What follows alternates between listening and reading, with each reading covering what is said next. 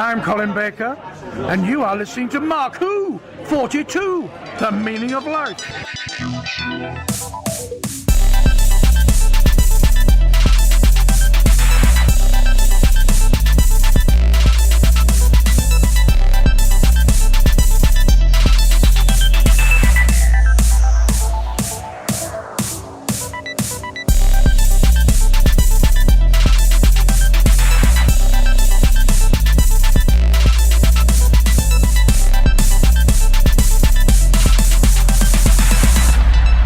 Welcome to Mark Who 42. What the Flux? Yeah, we used to be called Mark Who 42's Universe, but for the next two episodes, we've changed our name because of Doctor Who Flux, which we'll be reviewing. I'm your host, Mark Baumgarten. With me today are... Zion Quiros. Hey, Zion, how's it going? Good. You? I'm doing very well. So we both saw Spider-Man, didn't we? Oh, my goodness. No spoilers. No spoilers. But it was amazing. Spectacular, even. Yes, it was. Oh, that was very funny. We also have Vicky Jakubowski. Hi, Vicky. Hey. How's it been going? A little cold. Yeah, we haven't done a new show in like a month, haven't we? We haven't It's recorded. been a while. Been a while. Good, and we did the Blazer show about 3 weeks ago, I think. It feels like a lifetime ago. Feels like a lifetime. Cool. I was having unseasonably warm weather, and now we have ice on the road, and it's cold. Okay. But I have to bring up the fact we have a special guest with us, friend of the show, Mr. Jeremy Radick. Hello, Jeremy. Hi, everybody. Thanks for having me on. Jeremy, give your little self a little plug. Why do we know you? Well, I think most of your listeners are going to know me because I played Gareth in the 1996 Doctor Who TV movie, and I've been a lifelong fan of the show, so I make the rounds every once in a while to come. You guys tolerate me on the show for a little bit? Yes, we do. Would you care for a jelly baby? You know what? I kept one of those that Paul gave me for a long time until finally it shrunk into nothingness. So Oh, wow. I don't know where it is now, but I did keep the last one he gave me for a while. It was pretty fun. What keeps you busy now? Well, occasionally I do some editing of some comic books. I don't have a project on the go right yet, but I do some freelancing editing of comic books. I've edited Rose for Image Comics and an original graphic novel called The Book of Ruth, which is available wherever fine comic books are sold. So I edited both those books, and mostly what keeps me busy now is being a husband and a dad, and I'll tell you that's enough during these times. So. Yeah. And you just moved. Moved back to the Pacific Northwest. Cool. So Nice. was living in the Midwest for a while, and my wife got a great new job out here, so moved back. So now I'm instead of enjoying a freezing cold winter, I'm enjoying a very wet, rainy winter, but it's nice to be back home. So. All right. Okay. Now, folks, before we start our review of Doctor Who Flux, I've got some important dates in history that are coming around now. First of all, on the day we're recording this, Sunday, December 19th, it is the 20th anniversary of the release of Lord of the Rings, Fellowship of the Ring. No. Yeah, 20 years. Huh. 20 years. I didn't realize that Lord of the Rings and Harry Potter started at the same time. They did? Wow. Because Harry Potter's 20th anniversary on HBO Max on New Year's Day, they're streaming a get-together. Huh. So I did not know this. Who would have thunk? Who would have thought? Very magical year, apparently. Yeah. Oh, What if we had combined those two? Well, I mean, already have every single British actor in the history of the world in either or both already. Right. There's so many crossovers. Why not? That would have worked. Harry Potter and the Fellowship of the Ring. See, the title was right there. It was right there. Daniel Radcliffe is the size of a hobbit, no matter what age he is at. So it would work. No effects needed. Yeah. Okay. And the other date in history, or not, okay, 2 weeks ago, because we haven't done the show, I missed telling you this. 2 weeks ago on December 4th, so not really history, 2 weeks ago, it would have been the day or the night probably that George Jetson was conceived. Wait. Wow. George Jetson would have been conceived on December 4th this year because he was born on August 27th, 2022. Do the math. Huh. Do the math. He would have been Wow. born 2 Saturdays ago, 2 weeks from yesterday. Have you That's guys ever scary. heard the theory that the Flintstones and the Jetsons take place at exactly the same time? Well, I know they met. I know Yeah. they met. They do Because you never see the ground in the Jetsons, so Mhm. something horrible has happened. So Oh, it there's a happened up theory- in- Wait.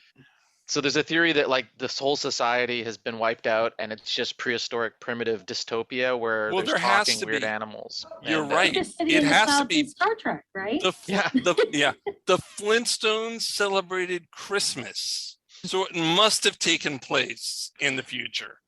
Yeah, that is. Yeah, you're right. Wow. Thank you. Interesting point. I saw the meme the other day. Okay, so enough about that. Let's go to Doctor Who Flux.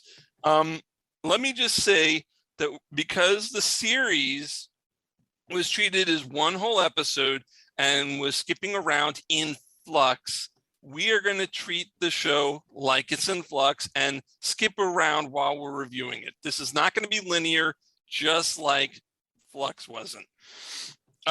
Before we start, I want to ask everyone what their favorite thing about Flux was, or as the doctor said, how Flux was. Flux. How was Flux? But seriously, Jeremy, what did you like about the Flux? My favorite is episode 4. I know we Mhm. want to talk about it like all one big story, and I think like 5 out of the 6 episodes were all one big story, and then Yeah. right in the middle is episode 4, which is kind of not. And it was my Mhm. favorite episode. I think that's the most successful of all of the stories, and I think it's. I mean, we'll was talk that about the it. But was that the Jericho? yeah, that's the Village yeah. of the Angels. Yes. Oh, that was a chapter. great story. And That was- that's like- and you're right. That was a separate story. Yeah, pretty much. And I think like that one is straight up like, not to spoil what we're going to go into, but if Mhm. I had to pick one segment of Flux that I could say is like up to the level of the classic Doctor Who episodes Right. of all time, that's a strong contender for the best of this season and maybe the best of the era, but we can talk more about it later. But Yeah, that's the one I definitely. like the most. I think you have a valid point there. That really was good. Zion, your favorite part about the Flukes? I am going to say the entire thing with the Centaurans in the second episode, because like I've always wondered, like every single time that the Centaurans have showed up in the Doctor Who, they don't really talk about the claim that they've had on the planet. And this time they actually bring up the claim, so they Right, actually from have Time a Warrior, reason. from Time Yes. Warrior links. Yes, Yeah. the Time Warrior, and I'm finally we have legality here. This is our planet. Let's do something about it. That was a great. I thought that reference was really great. I thought, fan service can work. We're fans. We want things to happen. Fan Yes, but- service is fine. Yeah, but it is not only fan service, but like it's because the episode delivered on the fan service. These Well, that's what I'm sometimes were saying. actually here to do that job, and they did Yeah. it. And that's what made the episode for me, at least. At least just how the Okay. Centaurans were actually given, and not actual potatoes, but an actual fighting force. That's terrifying. The only thing about Centaurans, it seemed in like episode 2, they were almost played for laughs more than serious threat. I mean, later they got to be a serious threat, but it seemed more comical. And at the end of episode 2, I was kind of like, huh. But at the end, when it got further in the storyline, okay, Yeah. now I see it. I liked it. But when you were just in episode 2, they were, I want to ride a horse. And What about a horse. now hold on. Now, Strax is funny. Strax is played for laughs, but the whole of the Sontaran race should not. But that's just my opinion. And it can be proven wrong pretty easily. Vicky, what's your favorite part about the Flukes? To be honest, I love the multiple storylines. I've always liked that yeah, you see it more in British TV and British movies, but there were so many things going on, and I was interested in every single one of them. And well, hold it, but what does this connect to? Oh, hold it, doesn't this refer back to last season? And not to mention, I love the fact that they brought their own version of Chewbacca in. Yes, Oh my goodness. Karvanista, Chewbacca. To be honest, that was my favorite part. I loved Karvanista. I couldn't. That was just fabulous, and the actor was so good. Yeah. And I wanted more of him. And the fact we didn't see any of the other Lupari, it was all Karvanista. Okay, so yeah, we got that. All right. So has Yaz developed as a character or a person since the first 2 series that she did? Zion. I am yes in terms of like see like this season is like in those really spots of Doctor Who where it's between seasons, but you don't really know exactly how long has been between series 12 and series 13. Right. So there's a whole bunch of big finish character development, quote unquote, going on here. Wink, wink, nudge, nudge. Big finish. Come on. And yeah, so like in terms of like when we first run into like this season's Yaz, she pretty much feels like how at least how I feel like she should have felt when she first came in, a bit of more confident as an authority figure because like she was training to become a police officer, and she gave off that feeling when she first showed up, and then it never showed up ever again until now, and it stayed, at least in my opinion. So I see it like that. So she has progressed, and I look forward to it. And I wish that we got her just by herself, at least in my opinion, just because of that. But yeah. Okay. Vicky, what do you think about the progression of Yaz? I was quite happy to see it because I agree with Zion. She came onto the scene really strong, and then she became very insecure and unsure of herself, and she never seemed to know her place in the universe and the Doctor. And I don't know. I prefer the stronger companions like the Sarah Janes. Right. And I feel like she's now become Sarah Jane. She is on her own. She could help save the world with or without the Doctor. Yeah. And that's what she did in the Flux. That's actually what she did. Because the stuff she did with Jericho and Dan at the last few parts of the story, I don't think she could have done with her first companions in the first 2 series. Though I like Bradley Walsh a lot, I think John Bishop made a good addition, and we'll talk about Dan in a minute.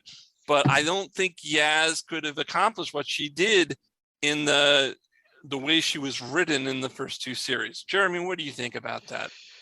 Yeah, I mean, it's kind of part and parcel with a thing that I think is very true of all of this era, of the Chibnall era, which is that, he's very lucky with the actors that he's cast, in that they're able, and this includes the Doctor too in a weird way, but they're able to fill in a lot of the gaps that I think is not there in the writing. So I do agree that I think Yaz is a lot stronger this season, and the relationship with the Doctor is much better defined this season, the series, than it has been in the past. I'm not sure how much of that is down to the writing, and how much of that is the actors.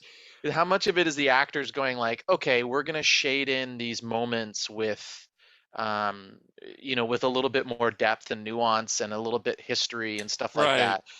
And some of it is the writing. Like there was that great scene in, I think it's Survivors of the Flux, the 5th episode, where she replays. She's clearly been replaying this message from the Doctor over and over again. Yes. And that's great. Like I think like that offers significant depth. But the weird thing I found is like, the first episode has so much great stuff with her and the Doctor, and then they're split up for really the bulk of this whole series. Yeah. And, you know, I'm kind of just like, I don't need a bunch of people in there. Like, you've got a good chemistry between these two actors. It's kind of a bummer to me to be closing in on the end of this era and know, okay, it's never going to be just Yaz and the Doctor on their own having an adventure.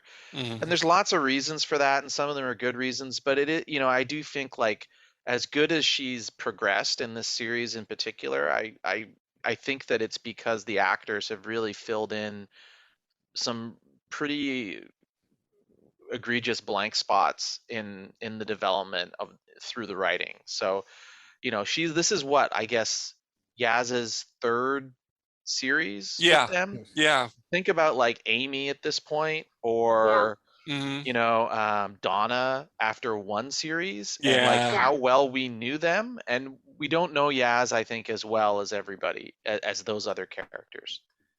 I do agree with that. That's actually Jeremy, you just brought up the fact that you don't think that did you say they shouldn't have just Yaz and the Doctor together? No, I think they should. I think they wouldn't. I don't think they will. Right. I don't think they will. I don't think with what's left, I don't think we're ever going to get a whole story or a special that's just going to be Yaz and the Doctor. I don't think that's going to happen. Right. But you think there should? Yeah. And I do too. Because, you know, before Dan was announced and it was just, you know, Yaz and the Doctor, I was like, well, I don't know. And there were all those fan rumors that, oh, they're going to love each other and there's going to be a relationship. And I didn't think that was ever going to happen. But you know what? There was an emotional tie. They do, in a way, love each other. Maybe not, you know, love, but they do have a love for each other. Well, as much as the Doctor can love anybody. Come on. Yeah. Well, the Doctor can love people because he once separated from his, you know, into a human self, went with Rose. The Doctor can love people. That's fine. Doctor can love people. There's no problem. And like, you know, like I think like they're trying to have their cake and eat it too a little bit, because like, you know, in the first episode, when they fall, you know, after escaping Karvanista, there's a bed in the TARDIS, and there's only one bed, you know. I mean, see, like, now where did that bed come from? That did not make sense. Why was there a bed in the middle of the console room? Well, without Mark, I think that's where without bedspread, just a mattress. Yeah. Once upon a mattress. I think you're a big boy. I think that's where the action's happening. If you want to read it that way, you know, you can totally be like, that's no. Where I all wasn't the reading it happens. I wasn't reading it that way. I was just like, where the hell did that come from? Yeah. Well, I feel like there were some of those. And then it was women. But we didn't know, you know, what did it refer to? Was there an episode or 2 minutes that I missed that there was the first part and that was the punchline? Yeah. Was it a Murphy mattress? Because it wasn't there after that. That's true. Did I don't know. They put it back up into the console room walls. You know, you never know. Sometimes, you know, remember when you're in college and you got a significant other, and then all of a sudden your roommate comes back from visiting his parents, and you're like, I guess we got to put all that stuff away. Gotta be a little more discreet. You know, Dan shows up, and they're like, all right, we'll put the beds back. And I don't know. I mean, I think you can read it both ways, and I think it's totally fine. Yeah. You know, either way. But I've never been a shipper really of companion doctors, and I actually kind of like that interpretation of Yaz and the Doctor. I think it's great. I think it's I think it's good. Yeah. I'm all for it. Okay. What do we think about the Scouser?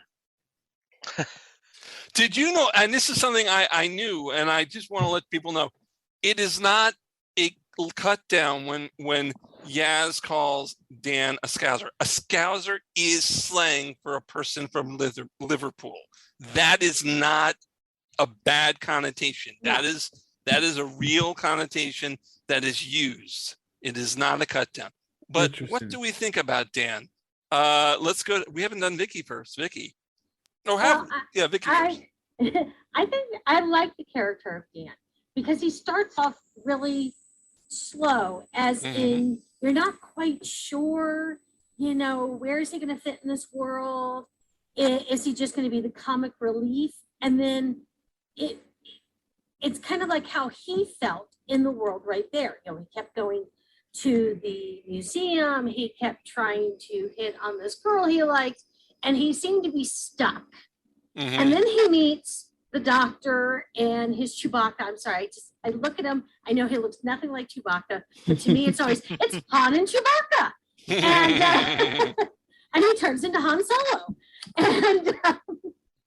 and it just he just really makes this leap from a two-dimensional character to very much a three-dimensional character you care about. Mhm. And I do believe, as we've said before, it's not due to the writing, it's due to the actor. Yeah. And and I like the fact that they chose someone from Liverpool, because Liverpool, you know, even though it's the home of the Beatles and much, much more, Much more. always kind of been the you know, the next door neighbor you didn't want to talk about. Liverpool's always kind of had that reputation. It's working class. It's the people who actually give their blood, sweat, and tears to build something like the Titanic. You know, I mean, Yeah. you know, this is what Liverpool is, and they're used to being considered sub underneath their London counterparts and everything. Gotcha. So picking someone from London would have been okay, but I think picking someone who was an underdog simply from being from Liverpool, and then you see him and he is an underdog in every step, and then he grows into this great character, and I want to see more of him. And I love the fact that he went with the Doctor and he said, sure, you know. Yeah, I mean, you know, Dan worked for me. Zion, what did you think about Dan? I'm gonna go against the grain here, but I can't stand Dan. Like, Okay. like every time, like from the first episode on, I gave him the first episode because this is how the Doctor Who stuff works. We're all thrown into the mix, quote unquote, and we're all a bit overwhelmed. Fair, right? And I don't know if my problem is with the characterization of Dan or the actor of Dan, because in my opinion, John Bishop is a funny comedian. He felt John the Bishop's same a funny guy. he felt the same in every in every scene. Like something important is happening, same face. Something sad is happening, same face. Something important is happening, same face, same delivery, same tone. Don't you have a friend who's like that? Yes, I mean, their resting face is the same, and you're never sure if they're ticked at you or if they love you or if they want to drop kick you. I mean, you just can't tell looking at their face. Yeah. Look, one thing is being in our world, and another thing is being in Santorin land and still having the same face. At least that's just me. My eyes would be wide as moons if I'm in Santorin land and these guys just got executed right in front of me. That's just me. But yeah, personally, this might be a hot take, but I feel like Dan is just here because I feel like the higher ups felt like a full and a female only TARDIS wouldn't work. That's just me. Well, that's a possibility. I think that's not a bad guess. I think that's sad, but it's not a bad guess. But like, it's only 2021. What the hell were you expecting? Yeah. Even if it was, you could still make the character, at least my opinion, give more. Because even when Lupari found out that like his entire race got decimated, right? You've been with this guy for like a million for a while now. You've grown that bond connection that he's been preaching and such, and there's nothing from that. Not even a facial change, nothing. And like it got to a point where like I hyper focused Dan, and I stopped focusing on everyone else. Like, okay, Dan, this is your chance to act. Go. Same face. There it is again. But that's just me. But that is just you. No, it's not just. You know, we're gonna take a break here on Mark Who 42. What the Flux here on Odyssey Radio, Geekcast Radio Network, MarkWho42.com, and all around the interweb thingy. Yeah, we forgot to mention all this at the beginning of the episode, so I'm mentioning it now. When we come back, we're going to have Jeremy's take on Dan. So we'll be right back. Oh, and one last thing. What the Flux? We'll be right back. We'll be back with more of Mark Who 42's universe here on Odyssey Radio. Pixels in the Animation is the Geekcast Radio Network's video game cartoon review show. We are covering every episode of 9 different video game cartoons.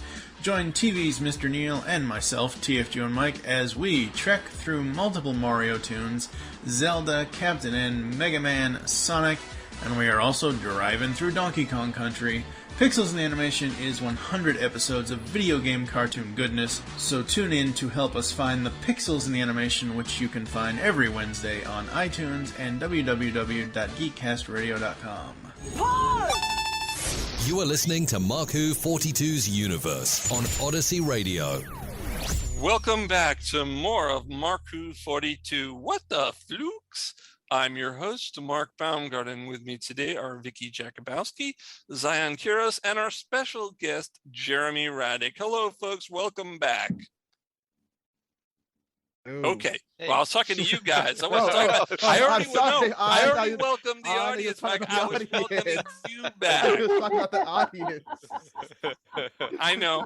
That sounded weird. Okay. So we're here and we're talking about Doctor Who Flux, the Flux, series 13 of the current iteration of Doctor Who, starring Jodie Whittaker and friends. And we were talking about, well, speaking of friends, we were talking about Dan, played by John Bishop. And Jeremy, we're up to you. What do you have thoughts about Dan as a companion and his role in the series? I'm probably in the middle of Zion and Vicky. I'm probably right in the middle. I do think there's a level of charm and sort of engagement that Dan brings. I thought he was set up really well. Like, he's clearly a guy who's in a bit of a struggle, right? Yeah. Like, he's working at the food bank, but he gives away more food than he takes home for himself. Mm. And he's clearly, encountering some of those problems in life, but he seems like such a decent guy. I thought the chemistry with Diane was really great in the beginning. I was a little mystified by the fact that his parents seemed conservatively about 2 years older than him, which was weird. I was like, why were his parents in it? Like, that was, you know what? I know why his parents were in it, because he was trying to do what they do in all the families that were in, all the companions that were in from 2005, having their families, but having Rose's mother, Jackie, having Donna's parents, they fit into the story. They worked, they flew, this is Flux, they flew. Yeah. But this one seemed forced. This was totally forced. Well, like a lot of things, and we're going to get into this, I feel like there's a lot of plot, but not a lot of story. Mm-hmm. And so he knew that he had to stick a thing in there about that it would humanize Dan. I don't think he needed it, but no. And so there's things I like, but I will agree as well that, like, I still, like, we just spent all this time with him. Do we really know, like, how well do we really know him at the end? Mm-hmm. And like, a good point, and I really love Zion's point about, like, things happened to Karvanista and that they witnessed, and they didn't seem to have much of a reaction. And I'm like, I always think about, like, Jericho, like what ultimately happens to Jericho. The show is moving so fast at that point, and throughout the series, they don't have time to go to Yaz and Dan and see how they feel about that. Absolutely. And as a result, you feel like this guy that they've been hanging out with, that we're told for years and years, something real bad happens to him, and we don't get a reaction from them at all. They don't have time to give them a reaction. And so, like, that's another problem overall with the series, is that the 6-episode series means they just move so fast. They don't have time to give moments to the characters that are going to make this become a story, because a story is like what happens to the people we're watching, and plot is stuff that goes on. And that's, we'll get into it, but that's, so I'm kind of in the middle. I think there's a lot of possibilities with Dan. I'm glad that he's kind of sticking around, I guess, but he has to be given stuff to do that shows, that illuminates him more. All right. I have to say, Jeremy made a really good point there, that when I think about even the earlier Doctor Who's from when I was growing up, and it felt like not only did the characters have more time to emote, so did the viewers. It was really hard where I think about like Dr. Donna, very an emotional set of series of episodes that really tugged at me and I felt it. And when you think about everything that happens in this, I don't even think I reacted when Jericho sacrificed himself. And that's weird for me because I'm a very emotional person. Yeah. You know? Oh, but Jericho, I loved the character. And it was funny. My girlfriend was like, oh, he's going to die. It is the very first, no, in the Village of the Angels. In the Angel, she was like, oh, he's not going to make it. And he made it. And she was like, no, at some point he's going to die. And but he was a great character. Let's talk, let's skip over to Jericho. Claire Brown, because we were talking about Dan and Diane. We'll talk about Diane too, but Claire just shows up from in the middle of nowhere and recognizes the Doctor, recognizes Yaz, recognizes the TARDIS. She goes to a house. She's zapped by a weeping angel, and she's back in this town in 1967. Did you notice that all the dates that they gave corresponded to air dates? The first episode was October 31st. Then that one was November 23rd or something. It was the anniversary day, 23rd, and the last episode was December 5th. I thought that was amazing.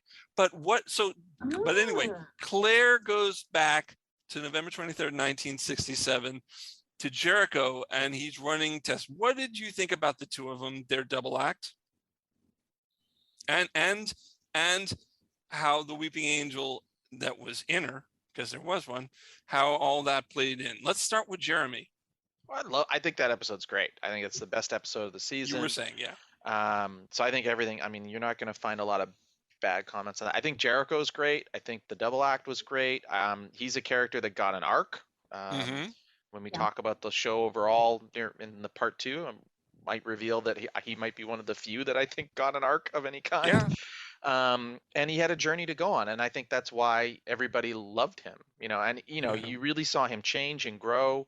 They clearly set up that he felt at the beginning that he was kind of like an academic, and the angels taunted him about that. And then he went on to go have this big adventure, which is exactly what addressed a flaw that they set up. So I think he was great. I think Claire was pretty good. Like a lot of characters, I think her performance was great. I also feel like her importance to the story totally fluctuated, no pun intended, like as needed, right? So like when she needed to be important, then we were expected to be like all in her corner, and then she would just disappear. And so as I say, I think that's a great episode. I really liked everything it introduced. I liked all the villagers and their stories, and how the angels were really scary, and the direction of it was brilliant. It was really, they did interesting new stuff with the angels, which I didn't think was possible.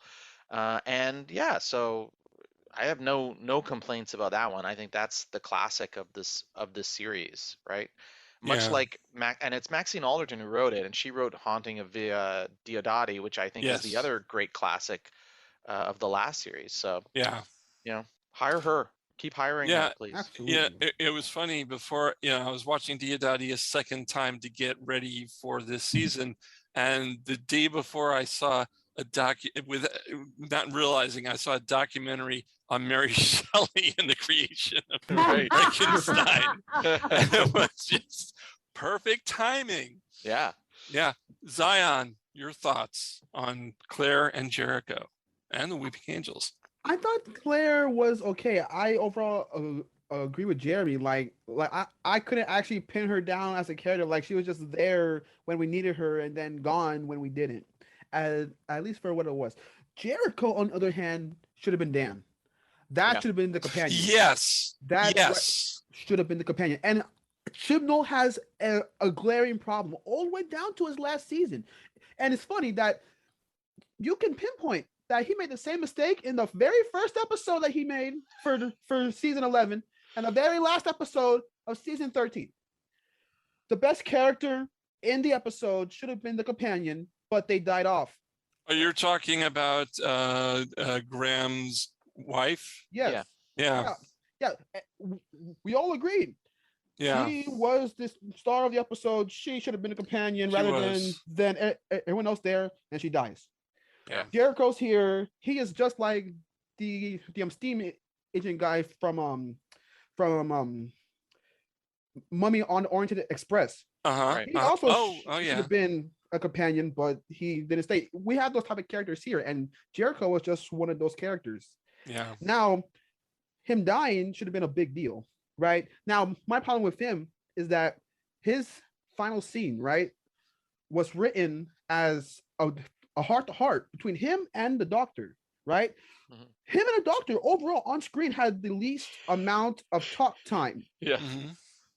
The heart-to-heart should have literally been between Dan and Yaz. They Yeah, should have been right. crying, bolstering, saying their final words. But I hyper focused Dan by accident and focused on Yaz too. Because wait, this is a trio.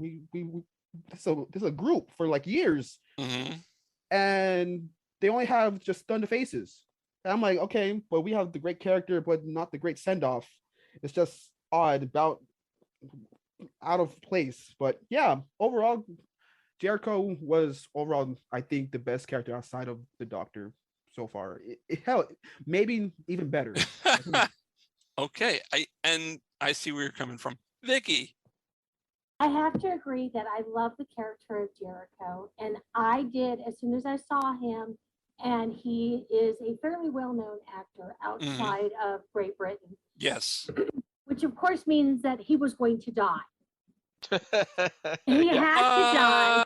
Well, I That's mean, kind of how I felt. Graham Walsh is very famous in England, True, and he true. didn't die. And to be honest, John Bishop, very famous comedian in England, very famous, and he's In England. Dan. But Oh, okay, Kevin okay. McNally Okay. is known very well Around the world. outside Thank you. You're because right. of You're Pirates right. of I see the what you're Caribbean. saying.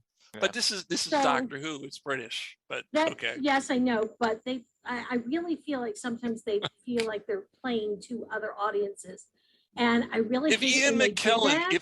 if Ian McKellen showed up on Doctor Who, yeah, he'd die. He Of died. course. He died. And he'd be happy. In 5 minutes. Yes, he'd be happy. But Jericho, Richard E. the Grant. character, Yeah. yeah, Jericho Sorry, go was ahead. really. Sorry. I know we go off on these tangents, but okay. To talk about Jericho, I felt like the character, for as little as we got, was better fleshed out than many of the others. You know, you knew he had a purpose. You understood what his purpose was. He had a desire. He wanted knowledge. And it was it wasn't a cartoon version of a person looking for knowledge. It's so weird that we don't know a lot about him, but compared to the others, I felt for him Mhm. more than all the other characters. And I do feel like his death was, you know, it should have been, it was big, it was great, but then we move on. Right. And we were not given, and that was the one that upset me the most, because I'm like, whoa. I need a moment to have an emotional moment here. Mhm. This guy just sacrificed himself for the entire humanity. What the heck? And I feel like then he was just, you know, forgotten. It wasn't important anymore. There were too many characters would come in. You really like the character, and then they die or disappear or never got heard from again or didn't show up Yeah. again for 2 more episodes. And so I want more of Jericho. And I Mhm. kind of see where Zion's coming from. He would have been a great companion. Great companion. And I think, like, you know, he wasn't like, he could have been a companion, and just for this series, like, that could have been the story, right? Yes. Mhm. You know, and I think, like, one of the things like you were saying, we don't know much more about him than the other people, but like, they had these 2 really elegant moments. One was when he talked about he's seeing concentration camps in the Second World War, and that making him more familiar with tragedy. And the other where the angel taunts him about not getting out there. So you understood what was driving him throughout the whole series about why he was doing what he did. The only thing I would fix, I thought his death came about in kind of a silly way where the ring fell off. Mhm. And to my mind, I was like, well, and this is my editor's hat going on, but if I were editing that script, who was he with? Was he with Yaz when that was going on? Or was he with Dan? He was with No, somebody because two he people was with escaped. Claire. He was with Claire. What should have happened Oh, is Claire right. should have been zapped or something in Uh-huh. some way that destroyed her ring. So instead, Jericho Gave gives her the ring. her ring to get her out of there, so that Yeah. he's not screwing up. He's making a mistake or anything. Right. He's making an active choice to say, this is what I need to do. And that would have that would have been great. We would have had no complaints. And then at the end, there needed to be someone to mark that sacrifice. And Yeah. Yes. if I were editing that script, I would have said there needs to be a better beat for this character because we've spent Yes. 3 hours with them at this point. We need to give them something a bit more. Not a Yes. lot more, not a huge Yeah. thing. Doesn't need to make a meal out of it, but maybe even just a moment where the Doctor tells Yaz and Dan just have a hug for each other because they know this guy and the Doctor Right. doesn't really know him, right? So something like that. So that's just a symbol of that. So And they could have found time to do that because 3 of the episodes were an hour long. They were going Yeah. longer than regular episodes. They could Yeah. have put an extra minute in. Sure. Yeah. So we were talking about Jericho, Claire Brown, and I brought up the Weeping Angels, but and we really haven't talked to Weeping Angels. We kind of skirted the issue. What about Peggy? The little girl, the old lady, Right. the storyline there. How do you think that worked? And Jeremy, your favorite episode? Mm-hmm. Yeah, I think it worked great. How did that work for you? It worked great. I mean, I don't know when you guys twigged that Peggy and the old lady were the same. I twigged it fairly early, and Yeah. I don't think they were trying. I think they were trying to make it a little mysterious, but I don't think they were trying to make it a super big mystery. I think you were supposed to figure it out. Yeah, I had Yeah, I think sussed so it. too. I had sussed it. Yeah, but I thought that was really good, and I thought that was a thing. We saw a thing that the Weeping Angels did that we'd never seen before, right? Because that's the sign of a really good writer, whether it was Chibnall or Alderton in this case, going well, we've never seen them zap back a kid. What if you zap back someone in a small enough interval of time so that you could possibly see them still being alive? We kind of see that in the first episode. We saw it in Blink. We saw it in Blink with the police officer. But it's a bit different with a child, right? And I thought Yes. that was really interesting. And I thought the visuals of that section were interesting. I thought the way that they highlighted, and this is great because too often in Doctor Who we don't individualize the monsters enough. So every Dalek acts the same. Every Cyberman acts the same for the most part, right? For the most part. But I like the way that one of the things they say is, no, angels are cruel. They're all cruel in slightly different ways. They all enjoy they all have desires. There's one angel here that's different from the rest, but not that different, so that you can't trust any of them. They all have an agenda, and sometimes that agenda is to just simply be a bunch of really evil jerks. And that's why they're doing some of this stuff, because they find it fun. And I thought, I think that's why when they keep coming back and we keep talking to them, they have that power more so than, say, the Slitheen would. Even though the Slitheen are individual characters, it's just they have a flexibility about them that is fun to watch. Okay, let's talk about another relationship, Sam and Diane. No, that's Cheers. I mean, Dan and Diane. Sorry about that, folks. I was thinking about Ted Danson. Sorry. Let's go to Zion. Dan and Diane. By the way, I expected a laugh in there. I don't know where that came. I was waiting for a laugh. I made that up as I went along. And very small chuckle. Very small chuckle. It was small. You didn't hear it. I saw Vicky laugh. Okay. Zion. I have Dan one and thing. Diane. I have one thing to say about this, and this is directly towards the character of Diane. We go through 6 episodes of this crap. We get taken to space. We witness the end of the universe. We mess around with statues that send people back in time. We are with a girl with a box. There's a giant 6-foot dog talking to me. And this whole crap that's going on is why you missed our date. She was traumatized. I'm Simple as still that. She going was to. traumatized. I'm still going to blame you for it. Yeah.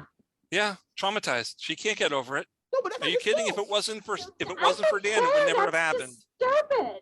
Yeah, but that's not what she says. And I hear what Zion's saying, and I also Okay. hear what you're saying, Mark. Like, I think the audience can infer that, but I think it's not great writing to have her. Mhm. He's just trying to be clever, right? And say you were late. But that's, it's if all she could have said is it's all too much. It was all too Right. much, and just left, and that would have been Yeah. sad, and you wouldn't have felt like, "What's up, Diane? What's up with But that?" you know know, what? you would have Yes, understood. thank you. She It- sorry, I was going to say she didn't say never. She said not tomorrow. She never said it will never happen. It was too soon. That was said.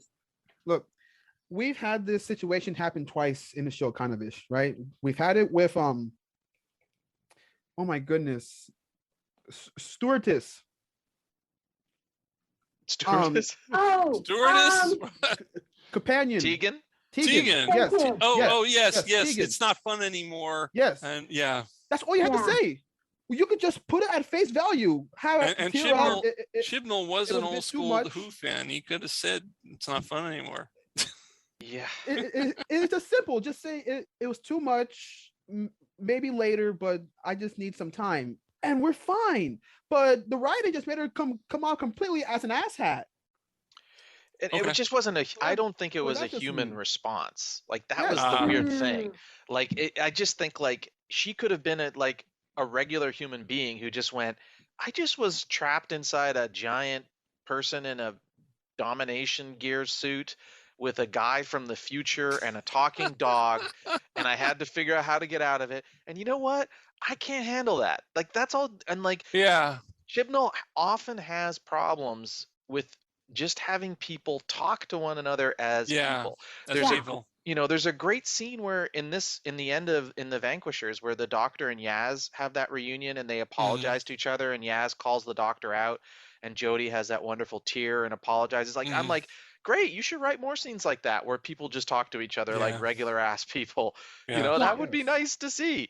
And like that Dan and Diane scene, which is, first of all, Dan and Diane, it's a weird thing to say. I told you, Sam and Diane. You're right. Totally I kept thinking about it, but like that could have been like you think about like, and I hate to compare showrunners because everybody's got different strengths, but RTD would have made everybody cry about that, even with the limited amount of time together, right? That would have been a moment that really hit. And I was just like, why is she saying you were late more than once? I don't get why anybody would say that.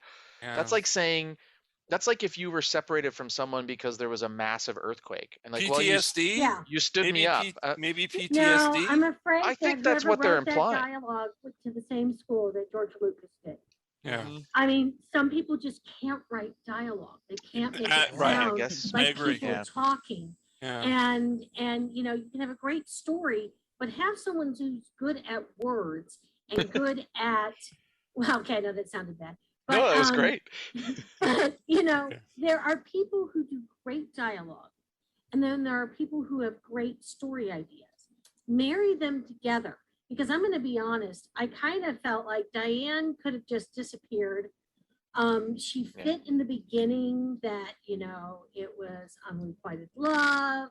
He kept bothering her. He kept coming around the museum. That made sense. The fact that she came back at all, I was just like, as a matter of fact, the first time I saw her, I don't even remember what episode it was, we saw her again. I was just like, oh yeah, her. Right. It was just, she was not necessary at that point.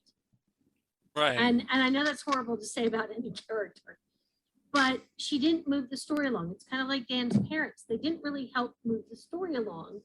Yeah. Dan on his own would have been fine. And Dan going on with the Doctor and Yaz later makes all sorts of sense.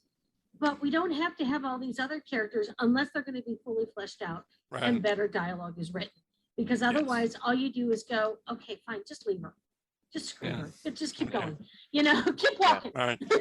I hate to rush this in here, folks, but about Karvanista, Dan's best friend or dog's bullocks? Zion. Ooh, I'm trying to make jokes here. No one's going for them. Okay. I like Doggy Man. Honestly, that's the funny part. I kind of like grasp this entire story about emotionalness because it's a very emotional story overall in essence, right? And so when you have this guy just doing things not because he wants to, because he needs to, only because of his family and his race, and they end up dying, and him giving his reaction, right? That's a true reaction. That's a legitimate reaction, right? And just overall, just how he is, and just the mystery behind him. Like, he was with the Doctor, right? Like, I like the question mark of Doctor Who, right? In certain bits, and like he sold that mystery part of the aspect show pretty well. So overall, I think outside of Jericho, he's the second best character.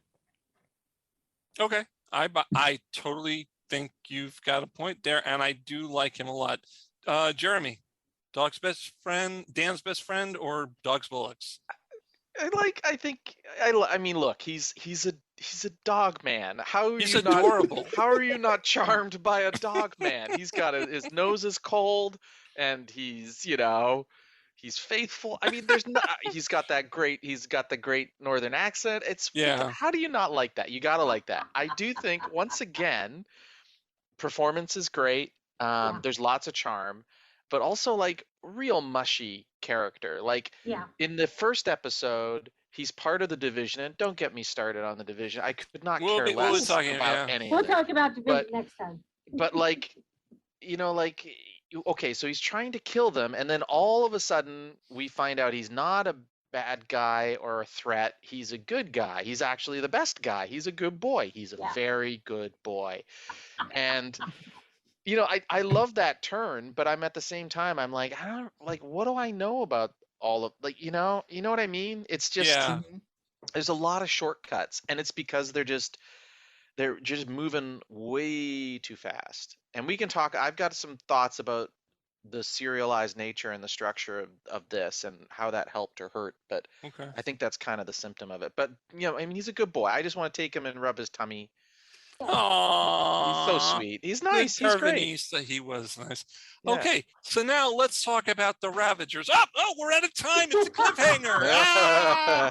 Oh, we're going to have to come back next week. Oh, no. Next week on Mark Who 42, What the Flux. You can hear us on Odyssey Radio. You can hear us on Geekcast Radio Network, markwho42.com, and all around the interweb thingy. That's going to be next week. But you know what? We still have a minute, so let's talk. I don't know. Let's talk about some Japanese food. Let's talk tempura command, tempura offensive, and tempura implosion. Because, boy, they sound yummy, don't they? Delicious.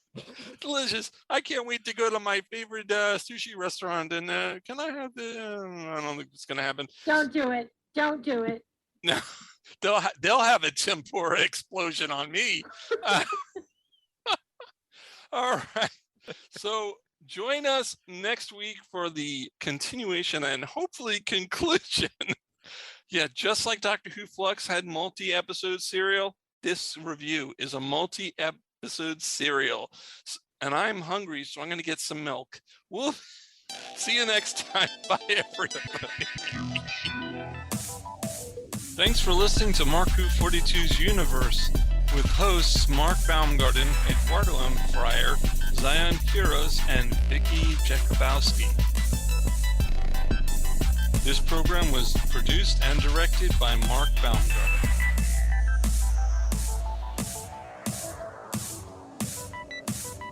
If you'd like to get in touch with us, please go to our Facebook page or email us at markwho42s.universe@gmail.com. You can listen to old shows at our website, markwho42.com, or even our YouTube page, markwho42. Mark Who 42's Universe, copyright 2021.